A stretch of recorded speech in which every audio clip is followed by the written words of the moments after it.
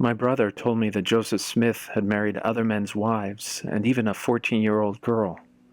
I couldn't believe it. He showed me an article from the church's own website that confirmed that it was true. What else did I not know about my own religion? I decided that I needed to know for myself.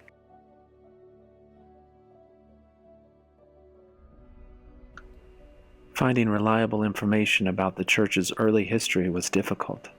The church had kept much of its records restricted from public view in its archives, and even excommunicated historians who wrote about what they found there. I shared my concerns with my wife, and she didn't know what to make of it either. Many of the things previously considered anti-Mormon were now being published on the church's own website. Other issues caused even more confusion. The Book of Mormon had anachronisms and included errors from the King James translators. Joseph Smith's translations of the facsimiles from the Book of Abraham were completely wrong. Prophets had taught vile, racist things as the Word of God for years. None of it made sense until I considered the possibility that Joseph Smith was not who he claimed to be. And then everything made sense. People with faith in other religious leaders, such as Christian Scientists following Mary Baker Eddy, discover the deception and escape. I was no different. I shared with my wife where my search for truth had led me, but she had already talked to the bishop, and he had suggested that she may have to leave me if I left the church. He told her that my search was a prideful attempt to prove myself better than the leaders of the church, and that I had been deceived by Satan. I loved my family, and I only wanted to live a life of integrity.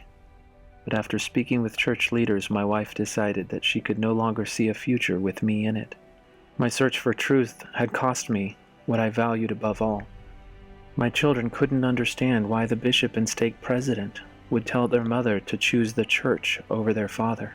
As I drove away, my wife remembered that the same qualities that she liked in me, honesty, sincerity, and integrity, were what drove my search for the truth. She decided that if those qualities could lead somebody to question the church, that she should find out for herself. She started by actually reading the revelation on polygamy in Doctrine and Covenants section 132. She'd never actually read it before. She went on to read the gospel topic essays on race in the priesthood, the translation of the Book of Abraham, polygamy in Nauvoo and Kirtland. She began to understand why I could not accept that God would allow such things to happen. She couldn't either. When she finally accepted that Joseph Smith was not who he claimed to be, she got her family back. We didn't have to worry about polygamy in the eternities. We didn't have to worry about limiting the choices that our daughters would have when they would grow up.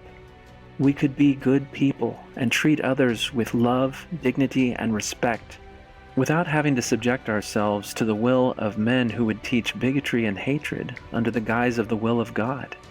We didn't have to come up with excuses for polygamy, for racism, for hatred towards gay men and women, because we knew they were wrong. Without having to attend meetings, we had more time as a family. Sundays became the best day of the week rather than the most stressed. Without having to pay tithing, we could save for college for our daughters. Most importantly, we could live authentic lives without deception or fear dictating our choices.